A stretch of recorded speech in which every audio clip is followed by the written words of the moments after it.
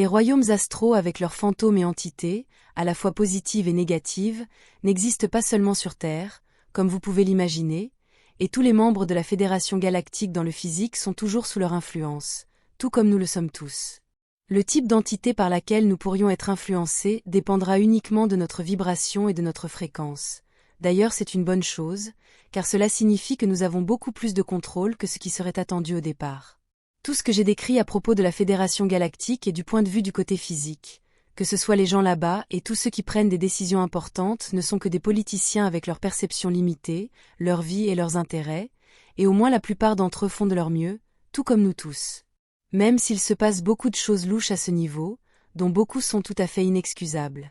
Je sais qu'il y a eu beaucoup de critiques contre mon groupe pour avoir critiqué leur bien-aimée Fédération galactique de l'amour et de la lumière, comme ils l'appellent, et c'est compréhensible car cela va à l'encontre de ce qui, de leur point de vue, leur donne de l'espoir. Le problème que je vois ici est que le concept de la Fédération galactique sur Terre mélange le côté astral avec le côté physique, et comme je l'ai expliqué ci-dessus, il y aura toujours deux côtés de tout royaume en percevant les choses en dualité. Et ce qui suit est la tournure positive dont je parlais dans ma dernière vidéo sur la Fédération. La scène des royaumes supérieurs, bien au-dessus de la Fédération galactique physique actuelle, qui gouverne vraiment la Terre, sont les âmes incarnées là-bas. Ce ne sont pas les politiciens corrompus sur Terre, ni ceux de la Fédération. Les âmes qui s'incarnent sur Terre ont un plan de vie conçu par elles alors qu'elles sont dans l'astral, bien en dehors de tous les concepts de temps linéaire et de la perception de l'espace et du volume. Toutes ces âmes incluent également les graines d'étoiles, les step-down et tous les extraterrestres impliqués avec la Terre également, car nous formons tous ensemble des superfréquences qui forment et manifestent collectivement le royaume matriciel 3D de la Terre. Et de la Terre, toutes ces âmes en tant que collectif, ainsi qu'individuellement, contribuent également à former d'autres royaumes, cultures et sociétés en dehors de la Terre.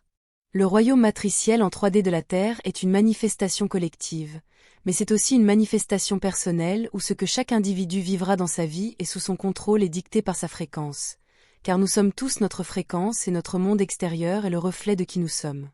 Les représentants des fédérations galactiques le savent,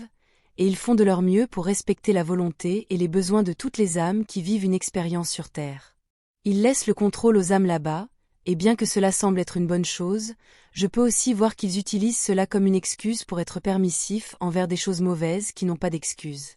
Mais le concept principal que les représentants des fédérations essaient de respecter est que si les habitants de la Terre ne résolvent pas leurs problèmes par eux-mêmes, ils n'auront rien appris, et auront une forte tendance à répéter ce qu'ils ont mal fait. Sachant que chacun crée son propre monde, tout ce qui l'entoure, et sachant que la plupart des gens sur Terre sont des âmes très jeunes et inexpérimentées et très attachées au physique et à tout ce que cela implique, et beaucoup sont également d'une très basse vibration, d'une fréquence basse d'existence, manifestant ainsi toutes sortes de cauchemars pour eux-mêmes et pour ceux qui concordent avec leur fréquence, la Fédération doit isoler la Terre et sa matrice.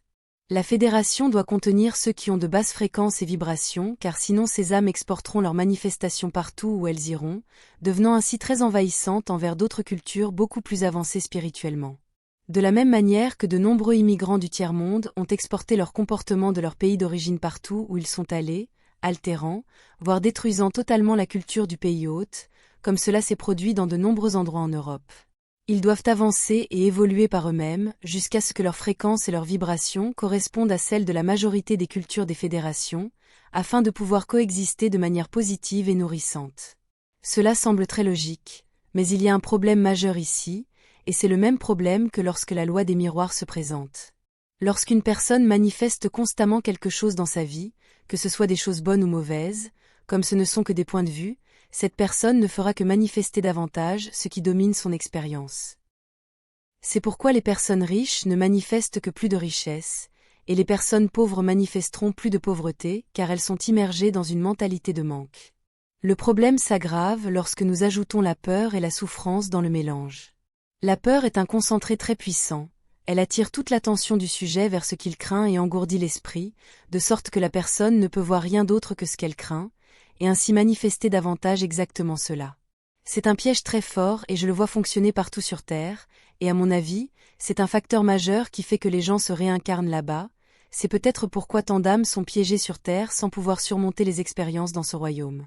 Comme je l'ai dit précédemment, il n'y a pas d'entité sombre obligeant les gens à se réincarner, c'est leur propre fréquence et leur propre pensée qui le provoquent. Sauf pour un facteur puissant, comme je l'ai expliqué dans mes vidéos sur le paranormal, ces entités astrales sombres ont une faible connexion avec la source, voire aucune, donc elles dépendent du pouvoir de manifestation de ceux qui sont dans le physique, et ils font tout ce qui est possible pour garder ces âmes, ces personnes, dans un état vibratoire bas afin de les exploiter pour leur pouvoir de manifestation. Et tout comme il y a une forte influence du côté astral sur les personnes vivant sur Terre, la même chose se produit ailleurs dans l'univers physique, y compris avec tous ces politiciens et représentants de la Fédération galactique.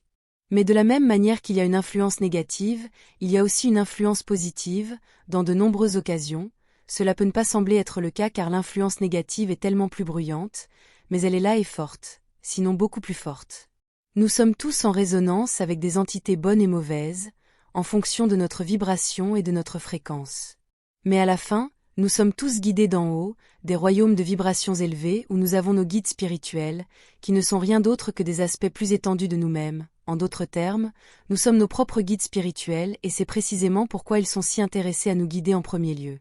Ils sont nous d'un point de vue très avancé et beaucoup plus étendu de compréhension, car tandis que nous sommes dans le physique, nous avons une expérience limitée dans le temps et l'espace linéaire, mais nos guides sont en dehors de toutes ces limitations, et ils savent ce qu'ils font. Ils sont nous du point de vue où toutes les décisions d'incarnation ont été prises, et d'où notre plan de vie a été développé. Ils ne sont pas qui nous étions et pas qui nous serons car le temps linéaire ne s'applique pas à eux, ils sont simplement une version beaucoup plus étendue de qui nous sommes. De nombreuses âmes ont besoin de l'expérience de la limitation, de la difficulté et même de la souffrance pour développer le contraste nécessaire pour pouvoir apprécier la manifestation et la vie dans des endroits, cultures et royaumes paisibles et aimants. Pour d'autres âmes plus avancées, il n'est pas nécessaire de souffrir pour apprendre, car elles peuvent le faire par l'analyse, l'observation et en utilisant leur qualité d'empathie, se mettant à la place de l'autre personne, ou en analysant comment elle réagirait et ce qu'elles apprendraient de toute situation donnée, hypothétique ou non. Mais les personnes qui peuvent le faire sont déjà très avancées, mais d'autres ne le peuvent tout simplement pas car elles sont trop dans la mentalité du moi d'abord, du service à soi, sans empathie, et comme elles n'ont pas assez d'expérience en tant qu'âme, elles manquent du contexte et de l'expérience nécessaire pour apprendre sans avoir besoin de difficultés et de souffrances. Elles n'ont tout simplement pas développé leur manière interne de savoir pourquoi telle ou telle chose est, ou n'est pas, une bonne idée. Malheureusement, la plupart des gens sur Terre tombent dans cette catégorie, et laisser ce genre de personnes errer dans la galaxie de manière libre ne ferait qu'apporter le chaos généralisé. Car les gens ne vivent pas dans le chaos, ils sont leur propre chaos, et chaque personne est finalement sa propre densité.